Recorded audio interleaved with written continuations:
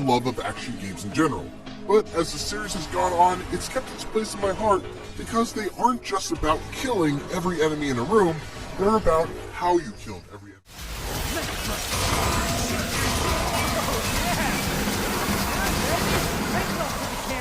Yourself in an almost artistic and highly technical dance of swords, guns,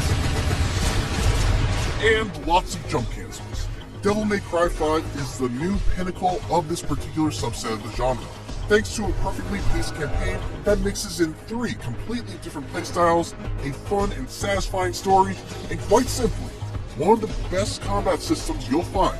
The story is somewhat unconventional in that it starts with events that would normally feel like the climax.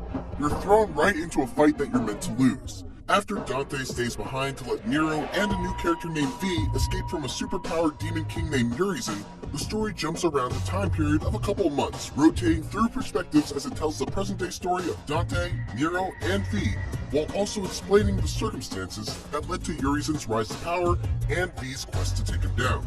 There's a great air of mystery to the unknown nature of both Urizen and V. Like Nero, I was never sure if I could trust V and found myself formulating theory after theory about his identity and motives with every new morsel of information that was fed to me. I am but 2 days old. Just kidding. You can call me. Its 10 to 12 hour campaign, I still had some questions left over, but overall the plot kept me hooked, and everything looks and sounds stellar. Devil May Cry 5's combat is absolutely sublime. Its beauty is in the depth, creative freedom, and variety its 3 sets of tools offer. If you're playing as Nero, those tools are your revvable red beam sword, chargeable blue rose handgun, a grapple that can pull enemies towards you, and an ever-growing arsenal of devil breakers. My favorite of these disposable mechanical arms, Punchline, shoots out an arm that homes in on an enemy and keeps them in place with quick rocket punches. But the real fun starts when you hold down the Devil Breaker button while Punchline is out, allowing you to do crazy stunts like me. Hell yeah!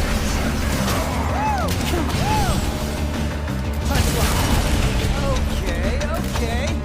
Dante's gameplay is by far the most familiar because he plays almost exactly the same as his DMC4 counterpart, which is to say that he's essentially a Swiss Army knife with a few new tools. He can swap between 4 distinct styles, 4 melee weapons, and 4 ranged weapons, all on the fly. And then finally there's V, who plays completely unlike any character in any DMC game due to the fact that he barely does any of the fighting himself. Instead, he summons 3 familiars to do battle for him.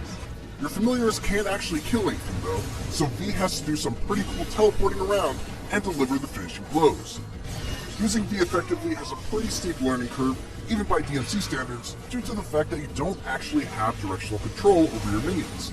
However, you can use some of your Devil Trigger meter to have them autonomously attack a target, allowing you to focus on dodging, reading a book, or... You make me. These missions are the weakest of the trio mainly because V's movement feels so much more limited compared to Dante and Nero. But that's not to say that they're bad by any stretch. Once you get a couple of upgrades under your belt and get used to the flow of combat, V's unique gameplay becomes quite fun, and it's used sparingly enough to never outstay its welcome. So did me.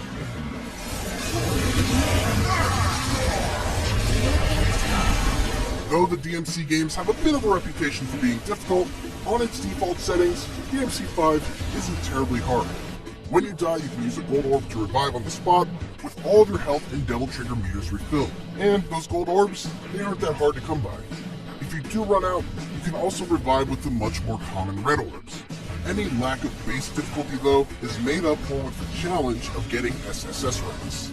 To that end, I sprang at every opportunity to buy new style building techniques, which is rewarding because DMC5 is paced in such a way that you are constantly getting new toys at just about every turn. By the end of the story, all 3 of my characters felt like all-powerful gods, ready for the new game plus-esque Son of Sparta land. Finally, a great combat system isn't worth much if the enemies aren't fun to fight. But fortunately, DMC5's enemies meet the high standards set by previous games in the series. There's a great mix of common fodder enemies that allow you to do basically whatever you want to them to build your combos, tanky enemies that require specific tactics to bypass their defenses, and powerful support baddies that can deal big damage from afar and can be very threatening if not brought down quickly. The same goes for bosses, with a few of the later fights being among the strongest the series has ever seen.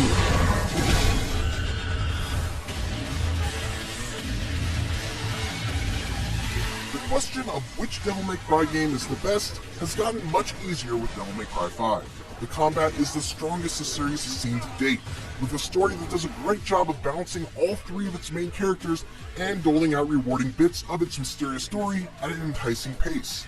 And the unlockable difficulties, sheer number of techniques to earn, along with the upcoming free Bloody Palace DLC, will provide a ton of incentive for replayability. It's good to have you back, Dante and Nero.